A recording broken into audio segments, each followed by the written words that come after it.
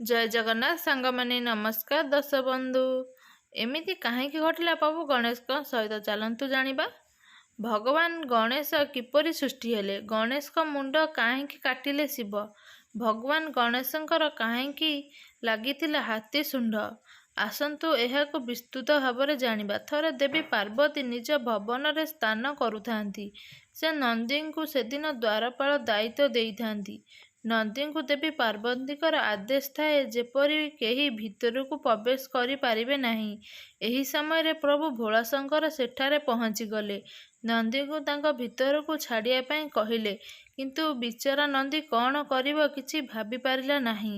ସେପଟେ ମାତା ପାର୍ବତୀଙ୍କର ଆଦେଶ, ଏପଟେ ପ୍ରଭୁ ଭୋଳାଶଙ୍କରଙ୍କର ମାତା ପାର୍ବତୀଙ୍କୁ ଭିତରକୁ ନ ଛାଡ଼ିବା କଥା। ପ୍ରଭୁ ଭୋଳାଶଙ୍କର କିପରି ବା ମନା କରିପାରନ୍ତି? ସେ ହେଉଛନ୍ତି ପାର୍ବତୀ ମାଆଙ୍କର ପତିଦେବ। ସେ ଏକଥା ନନ୍ଦୀକୁ ବୁଝାଇଲେ। ମହାଦେବ ଭିତରକୁ ଚାଲିଗଲେ। ବିନା କୌଣସି ସୂଚନାରେ ପ୍ରଭୁ ଭିତରକୁ ପ୍ରବେଶ କରିଥିବାରୁ ମାତା ପାର୍ବତୀ ପ୍ରଭୁ ଭୋଳାଶଙ୍କରଙ୍କ ଉପରେ ଭୀଷଣ ରାଗିଗଲେ। ଏହାପରେ ମାତା ପାର୍ବତୀ ସ୍ୱୟଂ ଏକ ପୁତ୍ର ସୃଷ୍ଟି କରିବେ ବୋଲି ଭାବିଲେ, ଯେ କି ତାଙ୍କ ଭବନରେ ଦ୍ୱାରପାଳ ରହିବାର ଦାୟିତ୍ୱ ନେବେ। ତାପରେ ଦେବୀ ପାର୍ବତୀ ନିଜ ଶରୀରର କିଛି ହଳଦୀ ମଳିକୁ ଏକ ସୁନ୍ଦର ବାଳକର ରୂପ ତିଆରି କଲେ। ତାପରେ ତାକୁ ଜୀବଦାନ ଦେଇଦେଲେ। ଏହାପରେ ଦେବୀ ପାର୍ବତୀ ଉକ୍ତ ବାଳକକୁ ମୁଖ୍ୟ ଦ୍ୱାରର ଦ୍ୱାରପାଳ ରୂପରେ ଦାୟିତ୍ୱ ଦେଇଦେଲେ।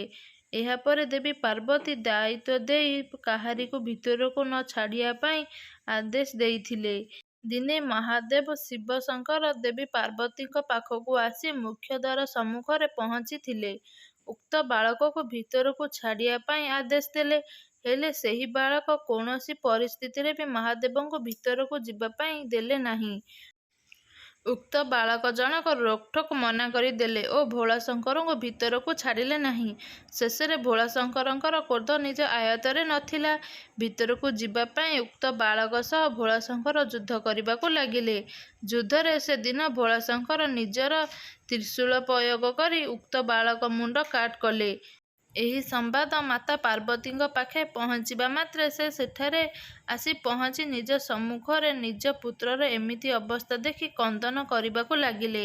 ମାତା ପାର୍ବତୀଙ୍କର ଏମିତି କ୍ରନ୍ଦନର କାରଣ ପଚାରିଲେ ପ୍ରଭୁ ଭୋଳାଶଙ୍କର। ମାତା ପାର୍ବତୀ ଭୋଳାନାଥଙ୍କୁ ଏସବୁ ବିଷୟରେ ଅବଗତ କଲେ। ଏଥର ଭୋଳାନାଥ ମାତା ପାର୍ବତୀଙ୍କୁ ବୁଝାଇ ଏ ବାଳକ ଜଣକୁ ପୁଣି ଥରେ ଜୀବଦାନ ଦେବା ପାଇଁ କହିଲେ।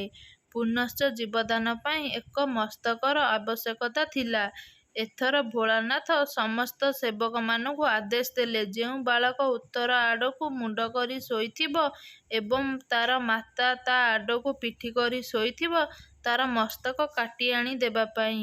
ପ୍ରଭୁଙ୍କ ନିକଟରୁ ଆଦେଶ ପାଇ ସେବକମାନେ ସେପରି ବାଳକକୁ ଖୋଜିବା ପାଇଁ ଲାଗିଲେ, କିନ୍ତୁ ସେପରି ବାଳକକୁ ପାଇଲେ ନାହିଁ। ଶେଷରେ ସେମାନେ ଦେଖିବାକୁ ପାଇଲେ ଯେ ଏକ ହାତୀର ଶିଶୁ ଉତ୍ତର ଦିଗକୁ ମୁଣ୍ଡ କରି ଶୋଇଛି ଏବଂ ତାର ମା ତା ପଟକୁ ପିଠି କରି ଶୋଇଛି। ଏହାପରେ ସେବକମାନେ ଉକ୍ତ ହାତୀ ଛୁଆର ମସ୍ତକକୁ କାଟି ଆଣିଲେ ମହାଦେବଙ୍କ ପାଖରେ ପହଞ୍ଚାଇଲେ। ବିଳମ୍ବିତ ନକରି ଶିବ ଶଙ୍କର ଉକ୍ତ ହାତୀର ମସ୍ତକକୁ ଶିଶୁ ମସ୍ତକରେ ଲଗାଇ ତାକୁ ଜୀବଦାନ ଦେଲେ। ଆଉ ପୁଣି ଥରେ ବାଳକ ଜୀବଦାନ ପାଇଗଲେ। ଏହାପରେ ମହାଦେବ ଉକ୍ତ ବାଳକଟିକୁ ଆଶୀର୍ବାଦ ଦେଲେ। ତାହାର ନାମ ଗଣେଶ ଦେଲେ। ସବୁ ପୂଜାରେ ସେ ଆଗ ପୂଜା ପାଇବେ ବୋଲି ମହାଦେବ ଶିବ ଶଙ୍କର କହିଲେ।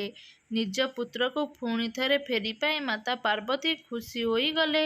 ତେବେ ଦର୍ଶକ ବନ୍ଧୁ, ଆଜିର ଏହି ଭିଡ଼ିଓଟି ଆପଣମାନଙ୍କୁ କିପରି ଲାଗିଲା ନିହାତି କମେଣ୍ଟ ମାଧ୍ୟମରେ ଆପଣମାନଙ୍କର ମତାମତ ଜଣାଇବା ପାଇଁ ଜମାରୁ ବି ଭୁଲିବେନି।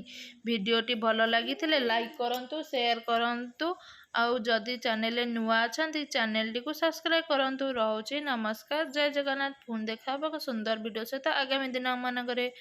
ଜୟ ଜଗନ୍ନାଥ।